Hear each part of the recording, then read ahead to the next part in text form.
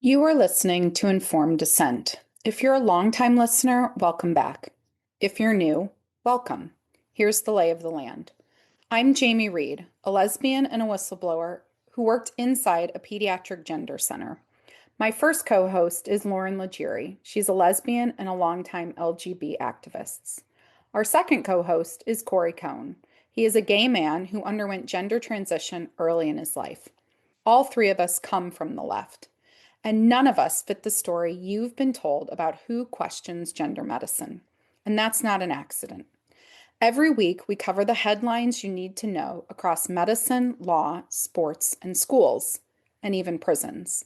And then we dig in, the three of us together, and most weeks, a guest that we think is worth hearing from. We built this show because we believe that the most important conversations about gender politics are the ones happening between people with real stakes and real disagreement, and free inquiry, honest argument, and dissent that's worth something because it's actually informed. We welcome you.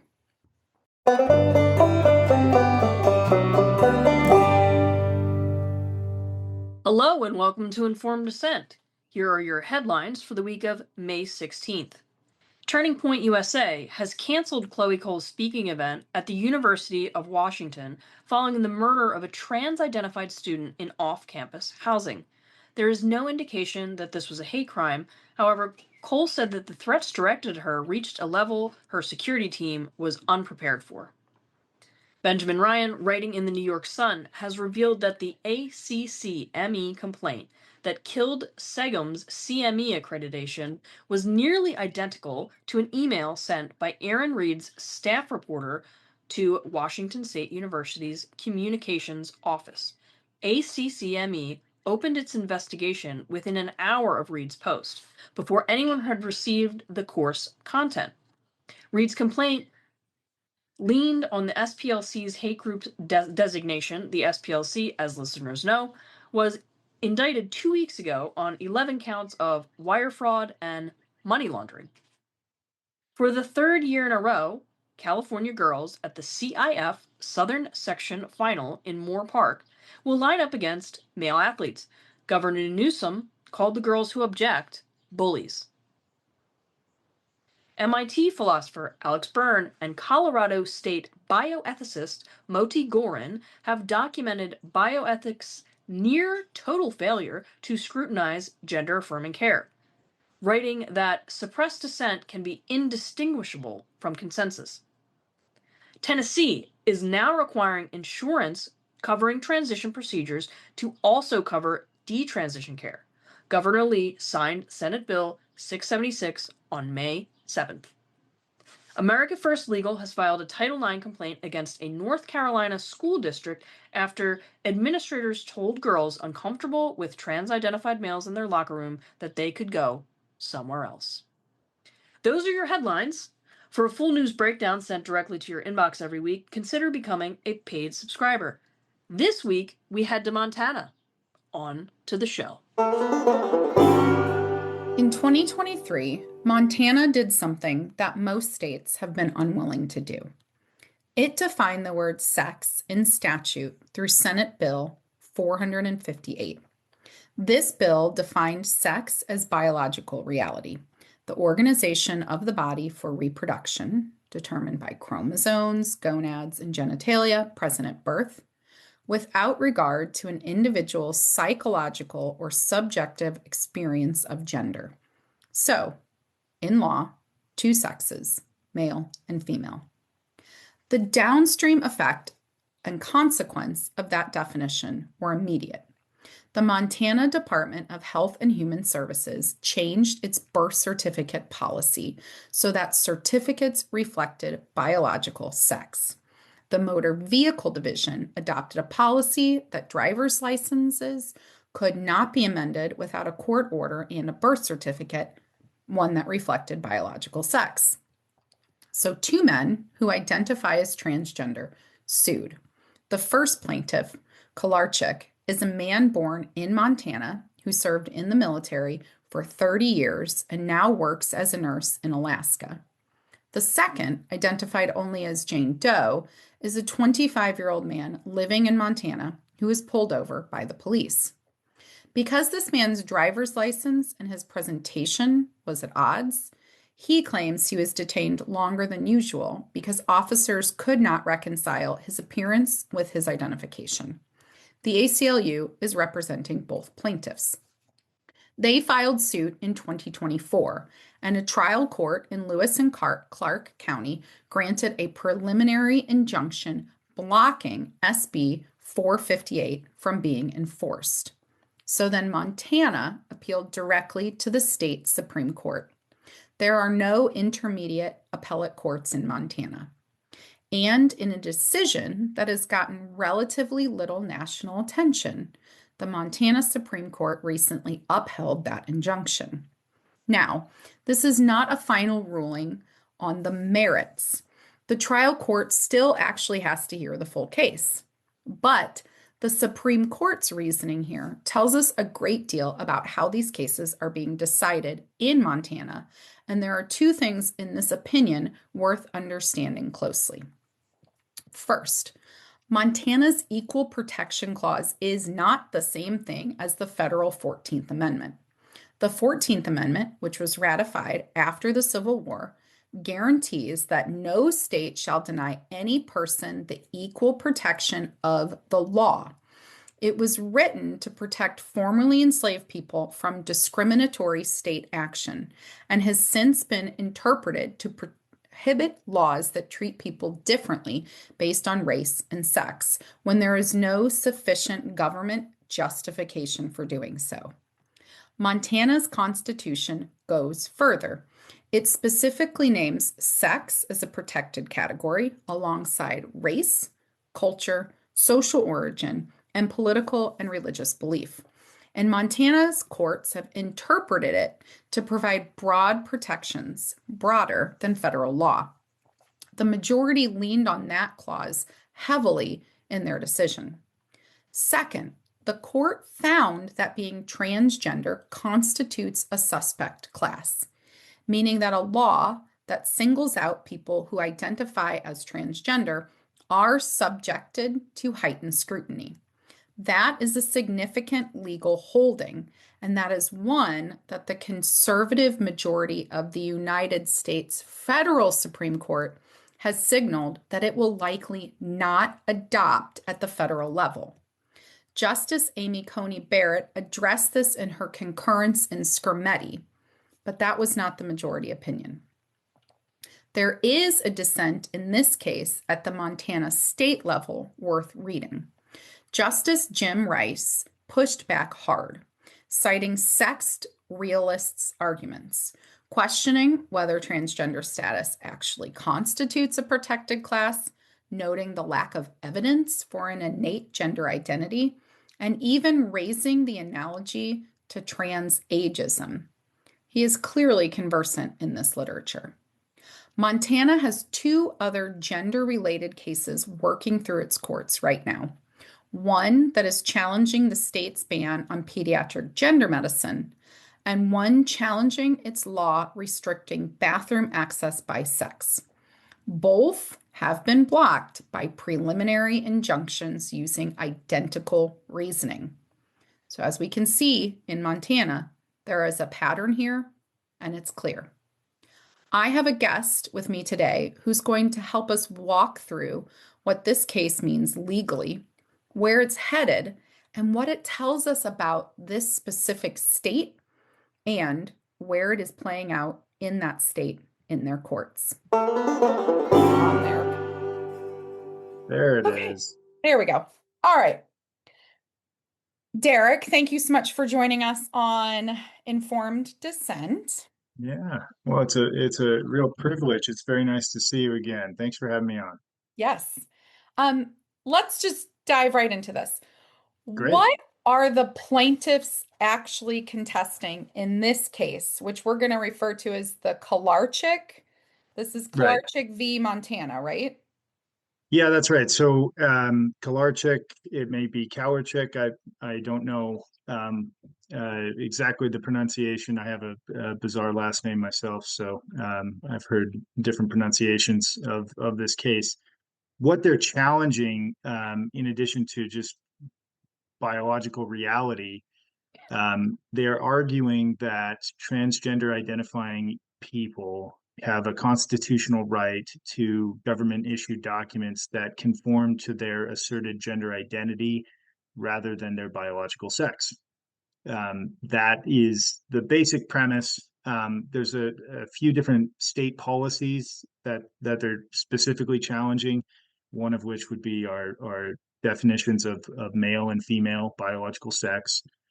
There was an administrative rule from our Department of Health and Human Services that they challenged as well, governing birth certificate amendments.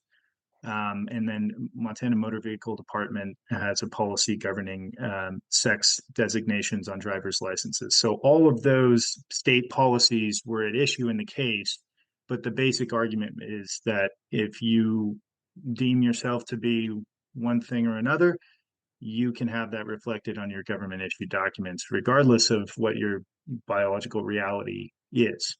Okay. Before SB 458, had Montana, like as a policy, spelled out ways that people could amend or change their birth certificate and their driver's license? Yeah, good question. That goes back to the Department of Health and Human Service had an administrative rule governing birth certificate amendments. And yes, they had spelled that out consistent with reality. Um, and those policies had been challenged. Then the state legislature had in 2023 defined biological sex. That was actually challenged twice, two different lawsuits in the same jurisdiction, in Missoula, Montana. Two different judges, both of those judges ruled against that law, and enjoined it and said it was a bad law and it must be enjoined. So the state legislature came back again in 2025 and defined male and female, consistent with reality again. And really, those pieces of legislation were in response to a trend from our courts, where judges were conflating the terms gender and biological sex. They were just saying it's the same thing. Gender identity is the same as biological sex. But the reality is, one is objective and binary and immutable. You can't change it. And the other is completely made up. It's at your whim, and it's subjective. It's not a good basis to judge anything. Certainly not a good basis to define a protected class. And I know we'll get into that a little bit We will. later. Tell me a little bit about Montana, just in general. We have some Yeah, listeners from the UK, a lot all across the yeah, United States. Um, this is your home? yes, What yeah. do you, I what? I I, I love Montana. Okay. So I think a lot of people now really associate Montana with the show Yellowstone. They think it's they romanticize it in that way. And maybe there are some folks that kind of live that ranch lifestyle. I think that is very real. I think Yellowstone. I've never watched Yellowstone, so I don't know what I'm talking about there. But it's a beautiful, massive state. It can take you all day to drive from one corner to the other in Montana. Just incredible beauty, incredible wildlife. There's 1 million people in the whole state, and it's the fourth largest state in the country. You got Alaska, Texas, California, Montana. It's a massive state, a lot of room, and a very I'd say the people are just genuine, friendly. It's a very conservative place, I would say, by and large. So, just to Has a give you a little bit sense of of what a Montana's like, has a little bit of a libertarian streak to it. I would say that. Yeah, I Okay. would say that. Kind of, you mind your own business, and I'll mind my own. There's a fair amount of that. I think in recent years, politically, at least for our statewide elected officials and for our representatives, congressmen and senators. It's been very, very conservative leaning. So very, very deep red, I would say at this point. We used to probably be a more purple state, but you're right. There's a libertarian streak in people in Montana. Okay, so we have a rural red state. You have a Republican supermajority in the legislature, right? We did. I don't think it's technically a supermajority anymore. And of course, we have an election. We have a primary coming up here in a month, and we'll see how that shakes out. But yes, we did have a supermajority of Republicans in 2023. We were just shy of a supermajority of Republicans in 2025. Republican Just to governor, be though.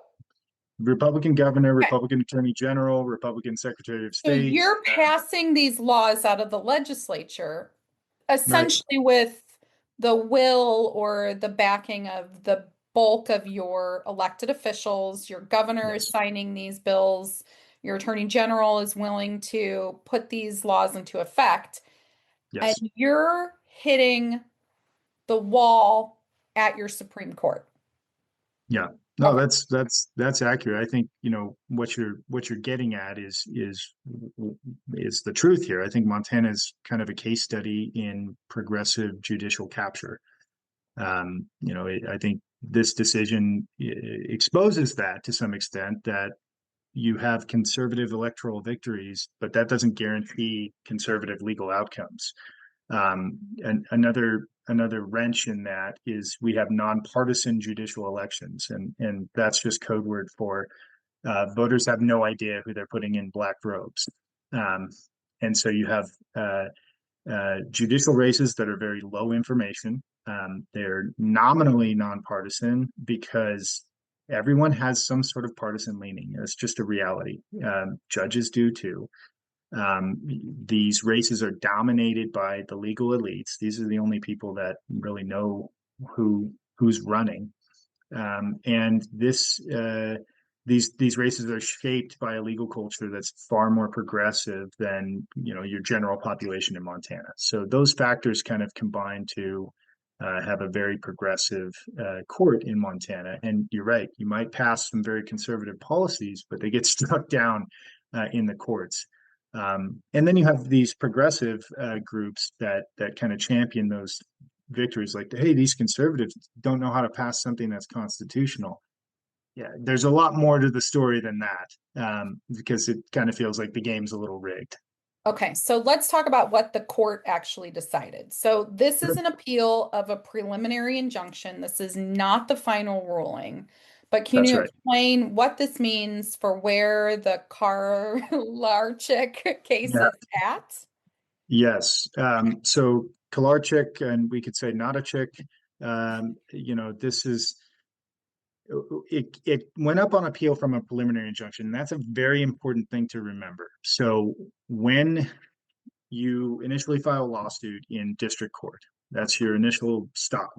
You can ask the court to enjoin something, while and preserve the status quo while the case proceeds toward trial on the merits.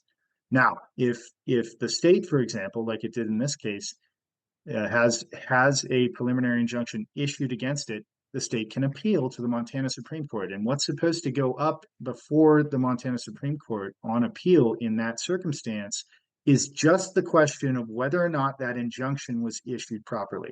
They're not supposed to dive into the weeds and decide the merits of the case, because that's still the role of the district court, once they determine whether or not the injunction should stay. So the Montana Supreme Court's own, internal operating rules and precedents say we don't weigh in when it's up on appeal on a preliminary injunction. Okay. We don't talk about the merits, because that's the role of the district court, and we're going to review that eventually. But they break their own rules in this case and go way beyond the scope of what they're supposed to be deciding. And so when you talk about a preliminary injunction, if that's up on appeal, all the court should be deciding is, well, should the injunction continue or should we lift it? That's pretty much it. But as you know from reading this decision, they went far beyond that issue. And that's a real tragedy, I think, from a legal perspective.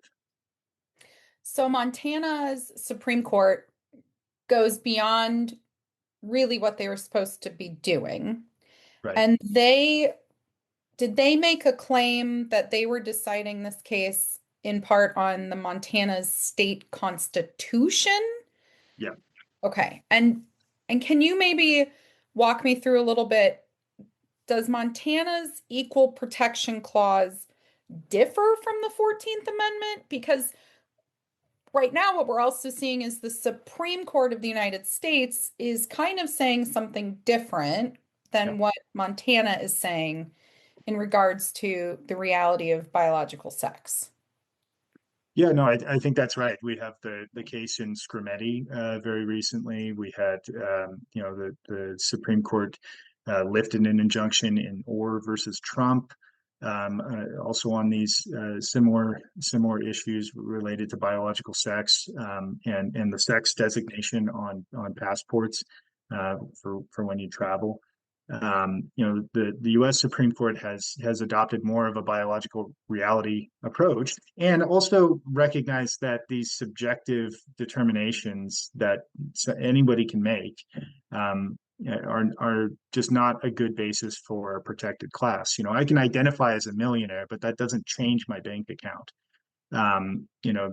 Simple metaphors like that are really useful in pointing out the weakness of these types of arguments. But yes, the Montana Supreme Court decided this particular case related to the Montana state constitution. And I would say, our equal protection clause is very similar to the federal constitution, but the Montana Supreme Court over time has really played up the subtle distinctions. And they do that so that it's based entirely on state law and state constitutional grounds, so that they're really not subject to review by the U.S. Supreme Court. We have an express right to privacy in our Montana state constitution that has been ever expanded since 1972, when it was ratified, when the state constitution was ratified. That right to privacy includes right to procreative autonomy. It was also mentioned in this case, which it now includes right to gender expression however you want, and within that right, nestled within that right, is now a right to have your government issued documents changed at your will based on whatever subjective gender expression you want that particular day. So yes, that is correct. They tied it to the Montana state constitution. Okay. There are some subtle differences between the state and the federal constitutions, and I think that's why they did that. Okay. So let's talk about this concept of this protected class question, because it feels like kind of the crux here. But Yeah. I also find it so interesting because even in the Scrimeti decision, I have this feeling that there was some recognition, even from the other side, that, you know, to be in this sort of special protected class, it feels like it's supposed to be something that you can't just say, hey, I'm in it on one day, oh, and I'm not in it on another. And so, Right. even in Scrimeti, the concept that individuals like detransitioners exist, or people who are saying that their gender is fluid and it changes day to day, it almost feels like they were making the argument that this isn't a protected class. So Yeah. Montana did something different and said transgender status is essentially a special protected class. That's right. Yeah, that is exactly what they did. They said that gender identity, sexual orientation are now protected classes based on their rationale of interpreting the Constitution as it applied in this case. The problem with that is that is the role of the legislature, and the legislature has been asked for the past 25 years, virtually during every legislative session, can we add sexual orientation and gender identity into those protected classes? And every single time that's come up as an issue in the Montana legislature, it's been rejected. And for that very reason, because it's not an objective reality. Because sexual orientation can change. It's based on your subjective, interpretation. Gender expression can change, and we've seen that because, to your point, detransitioners, they at one time fervently believed I am in the wrong body, and therefore I'm going to present as the opposite sex, and I'm going to identify as that. And then they detransition from that and align with biological reality. That proves why this should not be a protected class. The problem is once you make it a protected class, you open up a whole Pandora's box of litigation potential. One famous example would be Jack Phillips.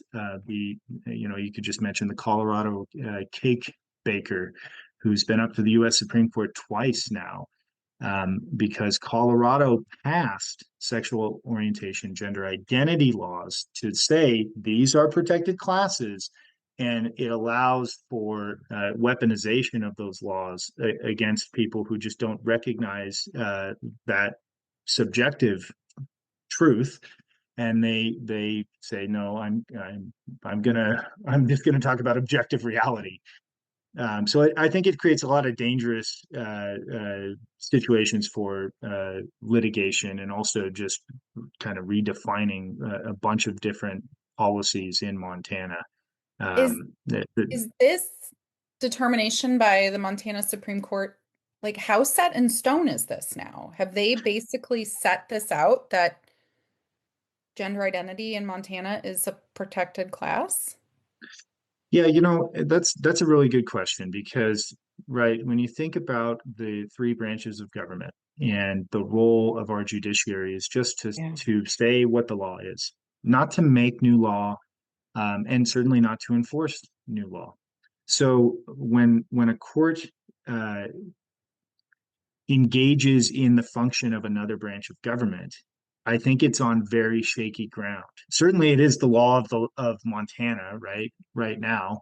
But you even see signals in Justice Rice's dissent, which Yeah. I thought was excellent, and Chief Justice Swanson, both of whom signal how not only the weakness of the substantive holdings from the opinion, but also the weakness from a constitutional perspective in terms of our three branches of government, that this was judicial activism, this was legislating from the bench, a clear example of legislating from the bench, and it's not going to withstand scrutiny from the Montana electorate over time. And as we have more and more judicial races, I think the court can and should and will self-correct as we have more principled jurists on the bench who aren't going to legislate from the bench, but are actually going to align their orders and opinions with what the law says, not what they want it to say.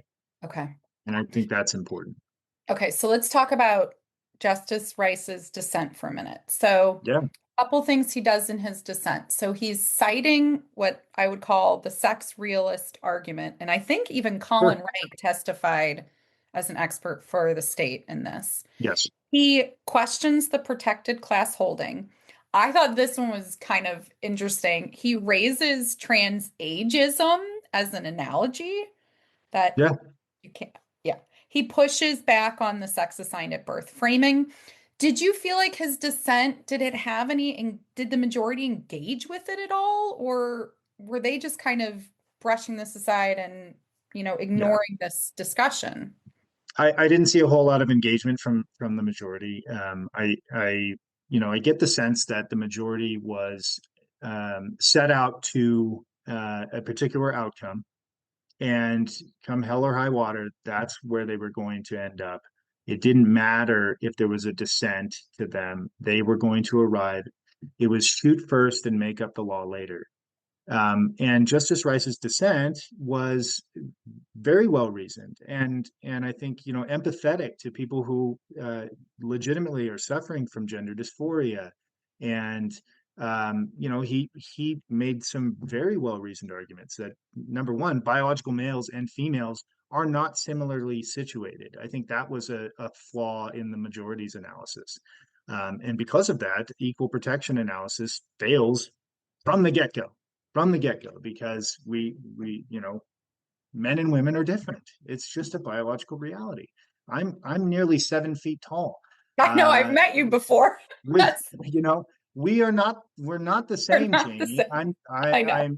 But that's okay. I think Yes. embracing those differences as a society, as a culture, as human beings, that's part of what makes the human experience so great, and life is so beautiful.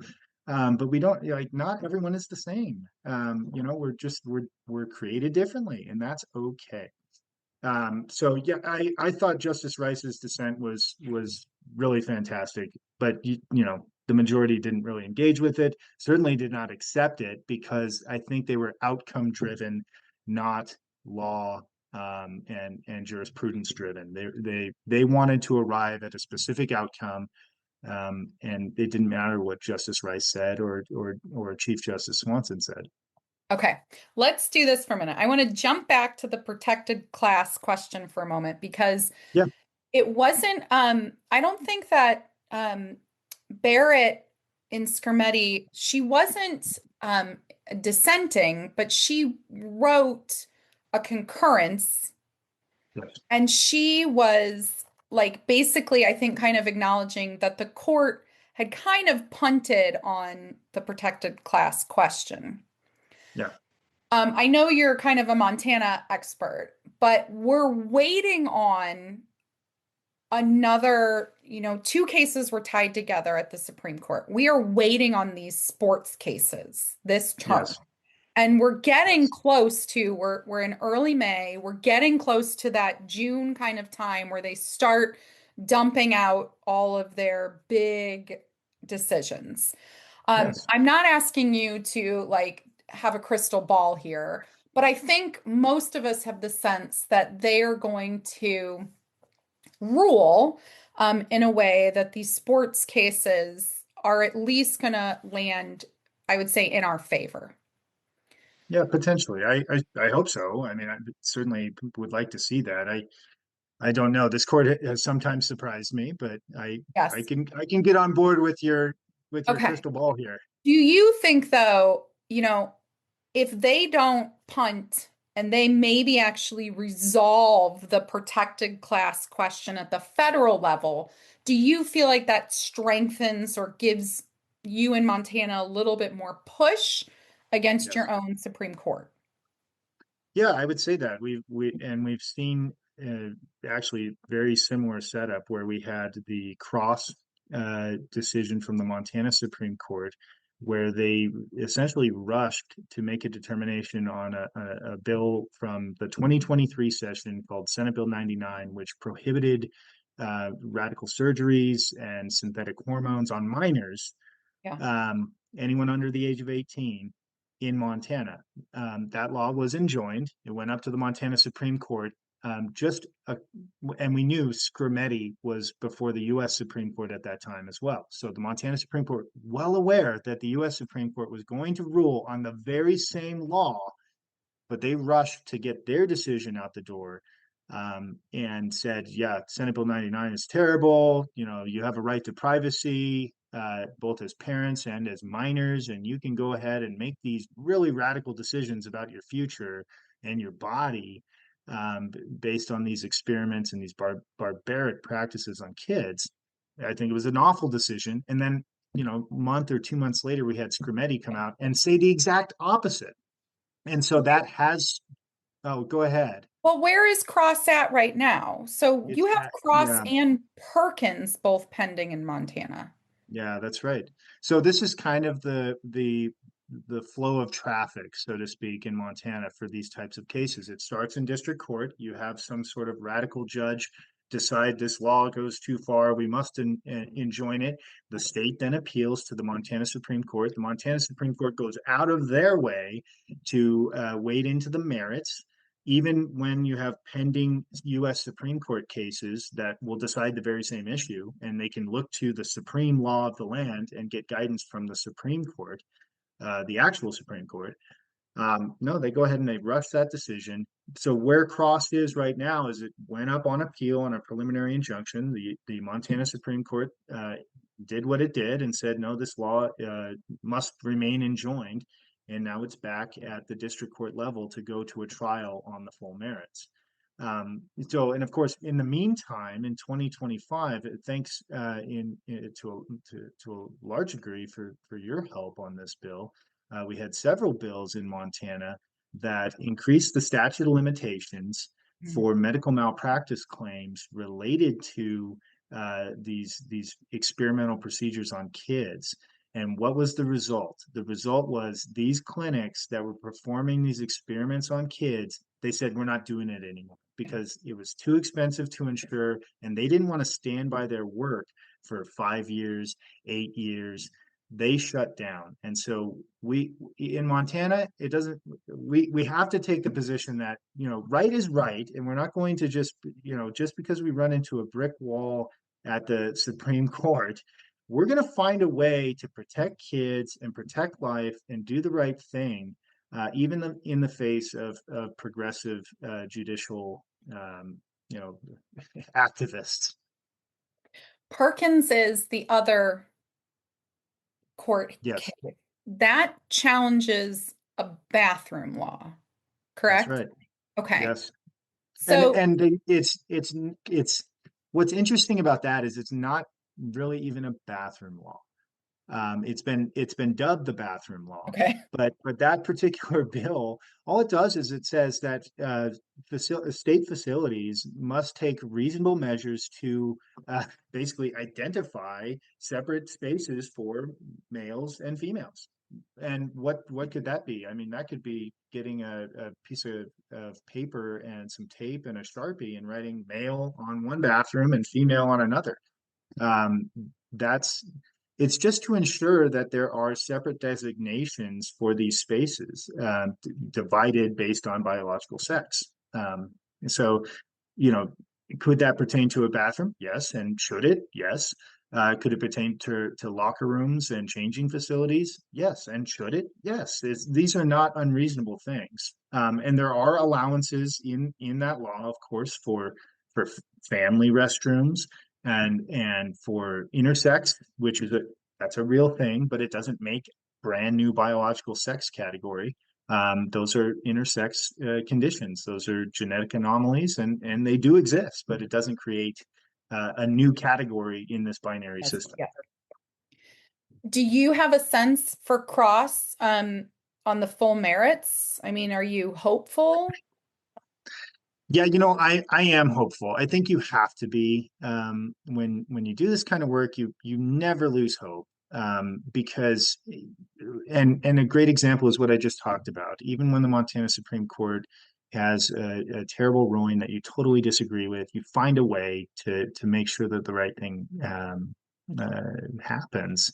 Yeah, I'm hopeful. I think, we're just a couple elections away from having a really great court that can reverse a lot of the damage that's been done. So yeah, what is there not to be hopeful about? We live in a great, beautiful, wonderful state. There's wonderful people who aren't stupid and they want to vote for good judges. We have a lot to hope for. We should always be hopeful. I know that you've kind of, made mention, you feel like these are progressive judges, they got voted in. Do they vote this way across the board, or are Oh, they yes. just okay? They're not just lost in the weeds on this one. No, this is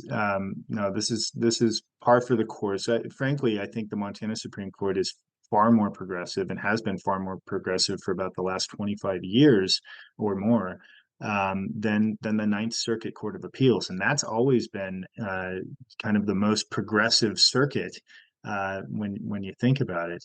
And so, yeah, we've seen this since the 1999 case in Armstrong, which created a right to procreative autonomy, which was brand new. This was legislating from the bench, also on a preliminary injunction posture, where the court created this brand new constitutional right. We've seen it time and time again. The court will go out of their way to reach an outcome driven by their agendas, their personal agendas, their political, their partisan, even as nonpartisan judges, their partisan agendas, And this is par for the course, but I do think that people in Montana are waking up to it.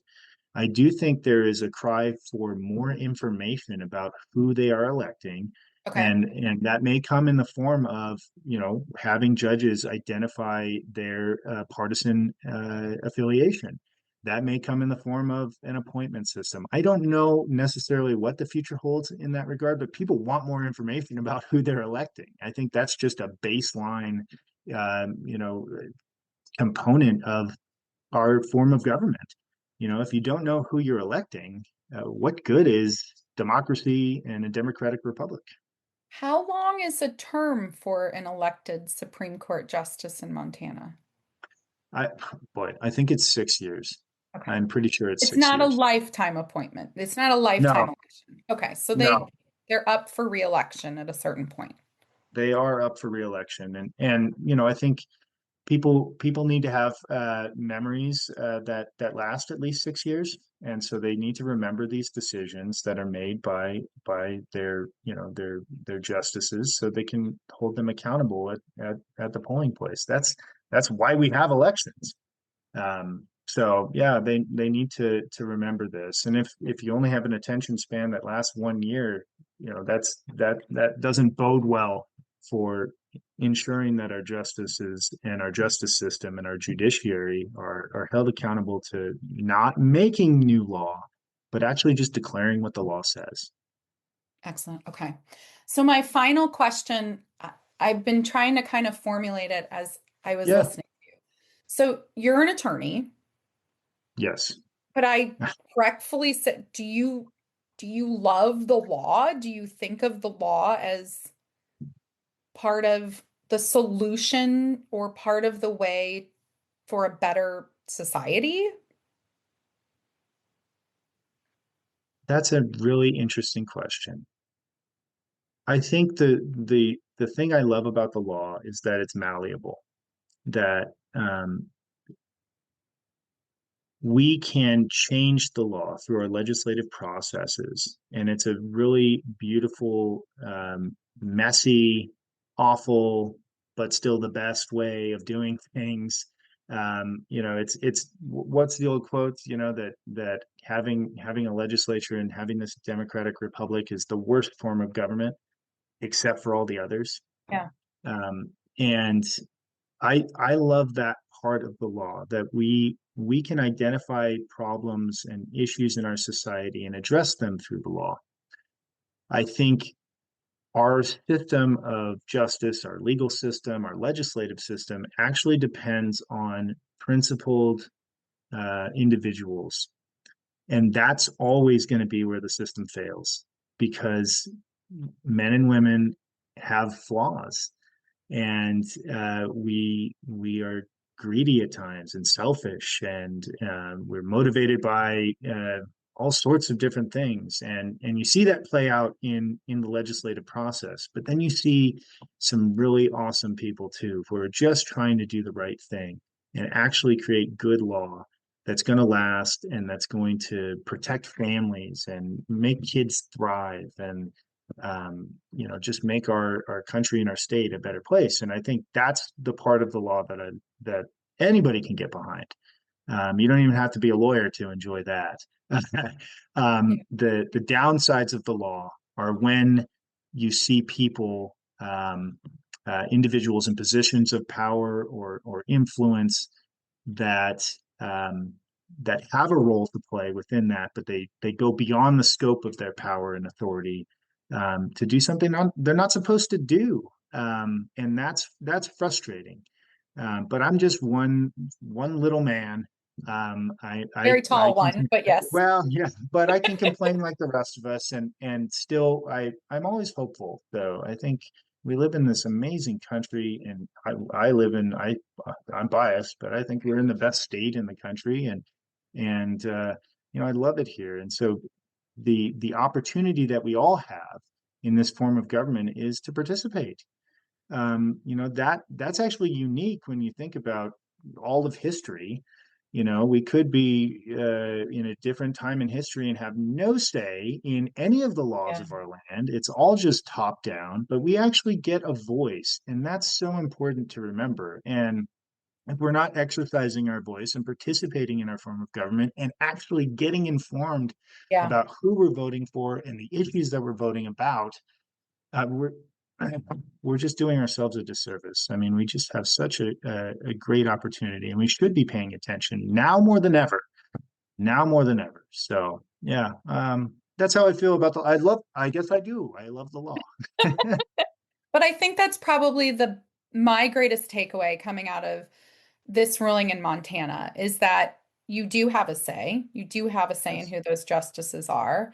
And Yes. I know exactly what you're talking about. That is always the part on the ballot for me where I have the least amount of information. I don't know who they Yes. are. And I'm being asked, do I retain them or not? Or do I? Right. And yeah. And so I think my takeaway from this whole case is that um, you shouldn't ignore any part of that ballot. That's It's right. all Yeah. critical. Yeah. And Yeah, we're going to don't keep just vote looking. that first race. You got to look Yeah. down ballot. Yes, you have to look down ballot. So we're going to keep looking at Montana because you are coming up with some of the most interesting and questionable law out of your Supreme Court. And when we have more information on Cross or Perkins or any of these that are keep percolating, Yes. we will reach back out to you and see if you can inform us some more. So thank you so Yeah, much for Jamie. your time today. Thank you. Yeah, reach out anytime. Always a Sounds pleasure. good. Have a great day.